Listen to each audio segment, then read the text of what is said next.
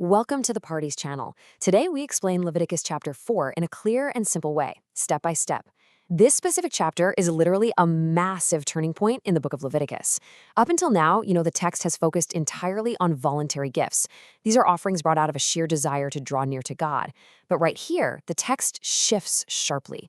We are now dealing with mandatory restoration. We're going to dive deep into the original Hebrew text to understand the precise mechanics of what happens when a mistake is made in the ancient Israelite community and exactly how that mistake is rectified. Here's our roadmap for today. We'll look at the context of unintentional sin, the anointed priest, the whole congregation, leaders and common people, some clarifications and key ideas, and finally life lessons and a recap. Let's get right into it. Section 1. Context and unintentional sin. Let's jump into the text. Okay, so looking right at the opening of this chapter, verses 1 and 2, the Lord speaks to Moses and establishes this foundational rule. The text says, when anyone sins unintentionally and does what is forbidden in any of the Lord's commands. The Hebrew word used here for unintentionally is Shegagah, which literally means to stray, to err, or simply make a mistake. This sets the stage for everything that follows. We are not talking about outright intentional rebellion here. Plus, we really need to understand what a forbidden command is in the context of the Torah. This specifically refers to negative commandments, the things you are explicitly told not to do. So we're analyzing the ancient laws for slips, errors, and mistakes regarding things that were strictly prohibited. Now, what's really fascinating about this whole concept is the specific focus on error. An unintentional sin, a Shegagah, means doing what is forbidden through pure mistake or ignorance. Think about the psychological weight of an accidental sin in ancient Israel. Even mistakes made in ignorance disrupt the community, right? They pollute the sacred space. They carry a very real heavy weight. Saying I didn't know doesn't mean nothing happened. It just means the action requires this formal, highly structured process of atonement to make things right again. The physical world and the spiritual world in the text are deeply connected, and an error creates a literal tear in that fabric that must be mended. Moving on to section 2, the anointed priest. The text kicks off its hierarchy with the highest spiritual office, detailing the absolute highest level of responsibility. In verse 3 we read, if the anointed priest sins, bringing guilt on the people, he must bring to the Lord a young bull without defect as a sin offering. In Hebrew, this anointed priest is the Kohen Mashiach. Because he represents the entire nation in the Holy of Holies, a mistake by him? It's an absolute catastrophe for everyone. His unintentional sin doesn't just affect his own standing, it literally brings guilt upon all the people. And because his position is so incredibly high, his mistake requires the most significant and valuable animal sacrifice mentioned in this entire context, a par ben bakar, which is a young bull without blemish. All right, let's walk through this precise step-by-step ritual for the priest, detailed in verses 4 through 12. He brings the young bull to the entrance of the tent of meeting and lays his hand on its head. This laying on of hands, called semikah in Hebrew, is a literal transfer of ownership, of weight, and of guilt right onto the animal. Then he slaughters it, but you really have to notice exactly where the blood goes here. The priest takes the blood deep inside the sanctuary, sprinkling it 7 times before the curtain and placing it on the golden altar of fragrant incense. Now the incense altar is right outside the veil of the Holy of Holies, meaning the sin of the Kohen Mashiach has penetrated that deeply into the sacred space. Then, check out step 6. The text is very clear that the hide, flesh, and offal must be carried completely outside the camp to a clean place and burned. The impurity is totally exiled. Section 3. The whole congregation. So what happens when the entire community makes a collective mistake? In verses 13 and 14, the text states, if the whole Israelite community sins unintentionally, when the sin wherein they have sinned is known, then the assembly shall offer a young bullock. Now you might be wondering, how does a whole nation sin by accident? Well, this usually implies the national leadership, like the Sanhedrin or the High Court, issued an incorrect ruling, and the people just followed it in good faith. When the error is finally discovered, the collective guilt is massive. And notice the pattern building here. If the whole congregation errs, the required sacrifice is exactly identical to that of the high priest, a young bull.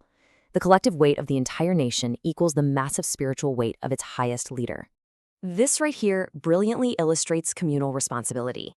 As we see in verses 15 to 21, the elders must step forward. Since the whole nation can't possibly place their hands on one animal, the elders physically perform the samachah, laying their hands on the bull's head on behalf of everyone. This is followed by the exact same solemn blood ritual inside the tent as we just saw with the priest. The blood goes to the inner veil and the incense altar, cleansing the deep interior of the sanctuary. And again, notice the final step. The text is incredibly clear that the hide and offal must be carried completely outside the camp to a clean place. The impurity of the entire nation must be physically exiled from the community. Section 4. Leaders and Common People. We've looked at the top leader and the collective whole, but what about the rest of society? Verses 22 and 23 address this directly. When a leader sins unintentionally, he must bring as his offering a male goat without defect. The text uses the word nasi, referring to a tribal chief, a prince, or a prominent civil leader. As we step down the hierarchy of influence from the high priest to a nasi, the text clearly shifts the required offering. It drops from a highly valuable young bull to a ser izim, a male goat. The sacrifice is perfectly scaled to the level of the person's societal influence and their wealth. Look at the steps for the leader here in verses 24 to 26. Notice the major shift in this procedure. The blood is no longer taken inside the tent of meeting to the golden incense altar. Instead, it's placed strictly on the horns of the outdoor altar of burnt offering, and the rest is poured out at the base. The sin of a civil leader is certainly serious, don't get me wrong, but it doesn't defile the inner sanctuary like the sin of the high priest or the entire congregation does. It's handled out in the outer courtyard. Moving on to verse 27, we read, "If a member of the community sins unintentionally, he must bring as his offering for the sin he committed a female goat without defect." The text refers to this person as nefesh akat, a single soul from the common people. Finally, for an everyday citizen who sins unintentionally, the scale slides down once more to a female goat, or as verse 32 later clarifies, they can also bring a female lamb, which was obviously much more affordable and accessible for a regular citizen. When we compare these side by side, you can clearly see the proportional nature of the text. The leader brings a male animal, while the commoner brings a female animal. The text makes a really clear, organized distinction, reflecting their totally different spheres of responsibility within the camp. And this highlights a beautiful theological point of proportionality. God doesn't demand a bull from a poor farmer, nor does he accept a mere lamb from a wealthy prince. The Torah demands proportionality in our accountability. But here's the catch. If you look at the actual steps in verses 29 to 35, the mechanical steps for the common person perfectly mirror the leader's ritual. The animal is brought, hands are laid on the head, and it's slaughtered. The priest applies the blood to the outdoor altar and burns the fat. Why is the process exactly the same? Because in the eyes of the law, the mechanism of restoring a relationship with God is totally equal for the king and the peasant. While the animal itself changes based on status, the physical process of laying hands, slaughtering, and manipulating the blood remains strictly 100% consistent. Section 5. Clarifications and Key Ideas. Okay, having completed our verse-by-verse walkthrough, let's step back and look at the precise mechanics driving these rituals.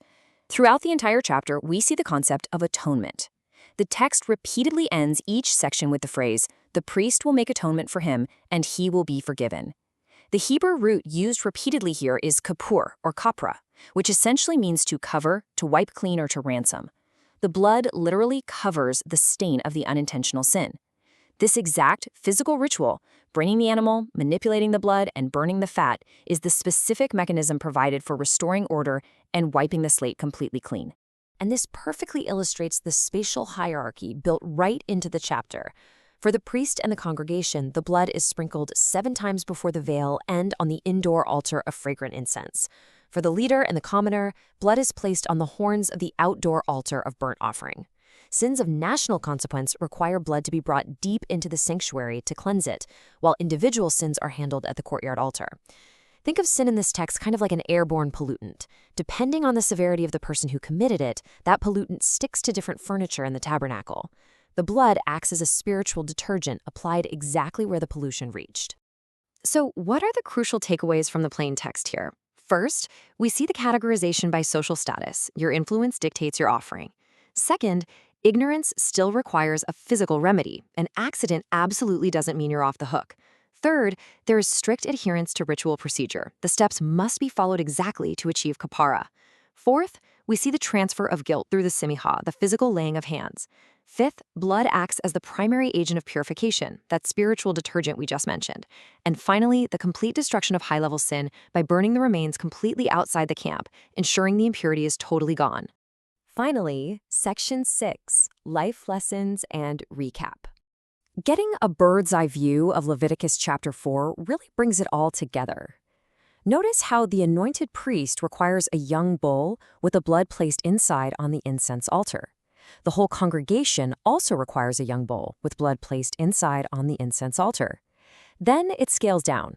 A leader requires a male goat with blood placed outside on the burnt offering altar. And finally, a common person requires a female goat or lamb with blood placed outside on the burnt offering altar.